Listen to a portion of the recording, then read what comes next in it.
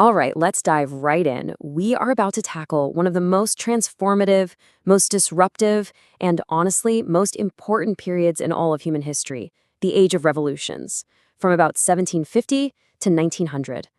Understanding what happened here is absolutely foundational to making sense of the modern world, and it's for sure central to crushing it on the AP World History exam. So here's our game plan. In this session, we're going to analyze what historians call the twin revolutions, the political one and the industrial one. We'll break it down into these 6 key pieces, starting with the ideas that lit the fuse and going all the way to how society was completely remade. By the end of this, you'll be able to explain the causes, the effects, and most importantly, the connections between these two massive movements. That's a skill you've got to have. First things first, before any barricades went up in the streets, before a single factory started churning out smoke, there was a revolution of the mind. This was a fundamental shift in how people, especially in Europe, thought about everything: power, rights, and even human nature itself. So what was the Enlightenment? Well, it was all about taking the methods of the scientific revolution, using reason, using evidence, this idea of empiricism, and applying them to human beings and their societies. Philosophers started arguing that reason, not just tradition or some king's divine right, should be our guide for how we organize ourselves. And that, right there, was a direct challenge to the power of the church and the state. You've got these intellectual heavy hitters like John Locke, Montesquieu, and Rousseau, and they're basically creating a whole new political vocabulary. The idea that you're born with natural rights. The idea that you need to separate government powers so no one gets too powerful. And maybe the biggest one of all, the idea that a government is only legitimate if the people agree to be governed, the social contract. These weren't just thoughts, they were weapons aimed right at the heart of absolute monarchy. Locke's words here just nail the core of this new way of thinking. The whole point of government, he's saying, isn't to control you, it's to protect and grow your freedom. I mean, think about that. That is a complete 180 from centuries of political thought that was all about obedience and control. But here's the million-dollar question, right? When these philosophers were talking about mankind and natural rights, who were they really talking about? Because while these ideas sounded universal, in practice they were anything but. Let's dig into who was left out, especially when it came to gender. So, what happens? You get these incredible women, these early feminists like Mary Wollstonecraft and Olympia de Gouges, who basically grab the Enlightenment's own rulebook and use it against the existing power structures. They argued, hey, if reason and natural rights are universal, then they have to apply to us too.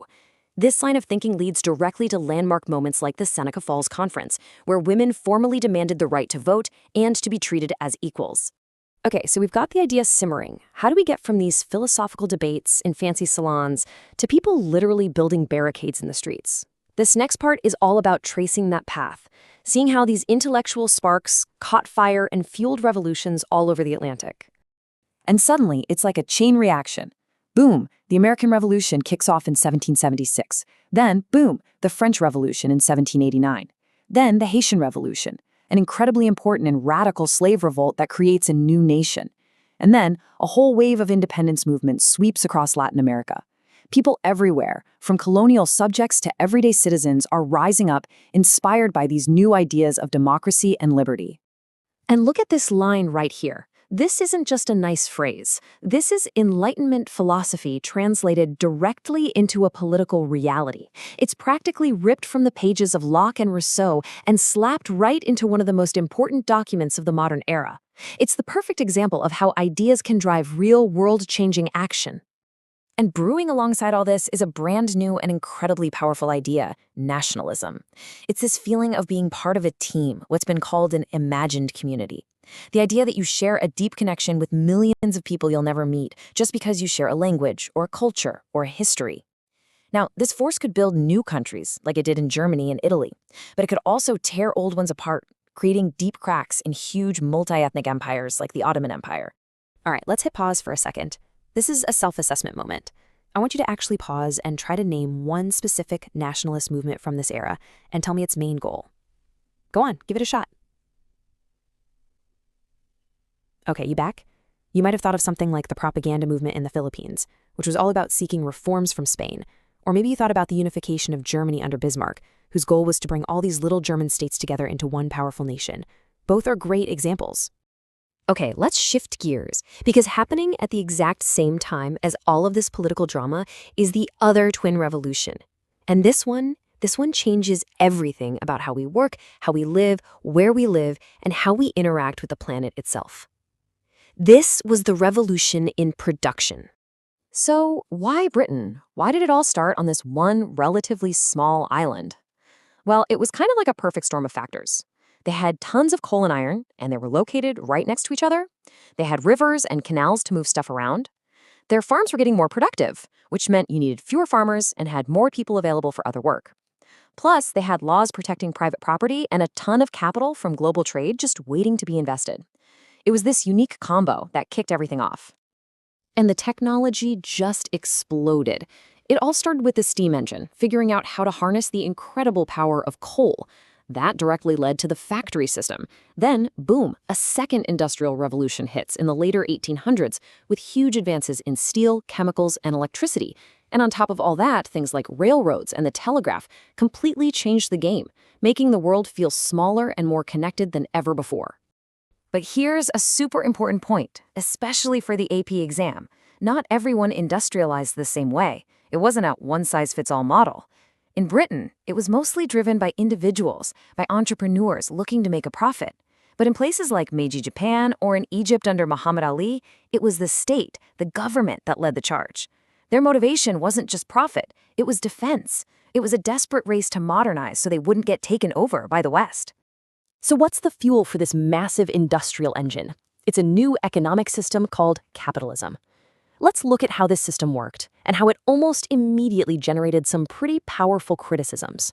So the old way of thinking, mercantilism, was all about the government controlling the economy to hoard as much gold and silver as possible.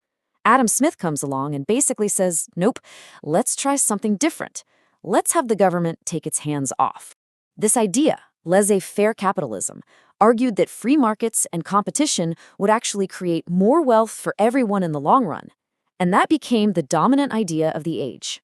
And to make all this global trade and industry work, you needed new financial tools. So you see the rise of things we're very familiar with today: stock markets, giant transnational companies like HSBC, and this really clever idea of limited liability corporations, which protected investors and encouraged them to risk their money on big projects.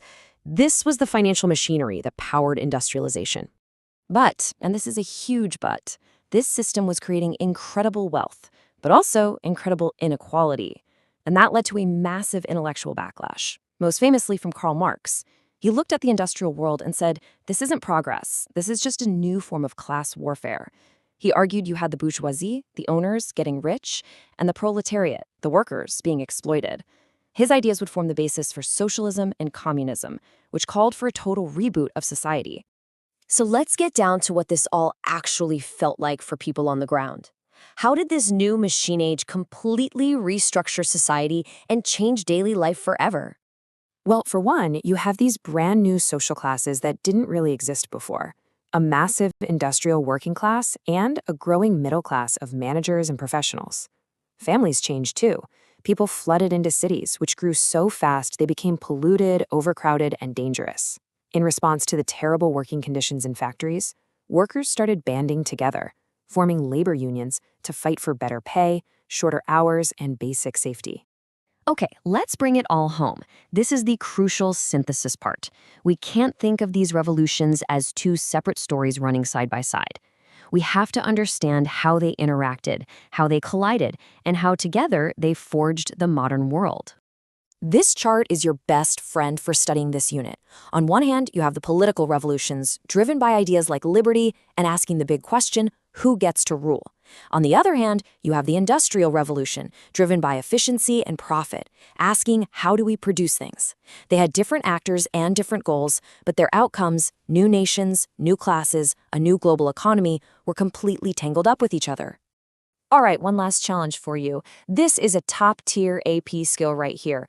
Pause and try to write a single, solid thesis statement that answers the question on the screen. How did these two revolutions connect and conflict? Give it a real shot. Okay, a good thesis might sound something like this. While the Industrial Revolution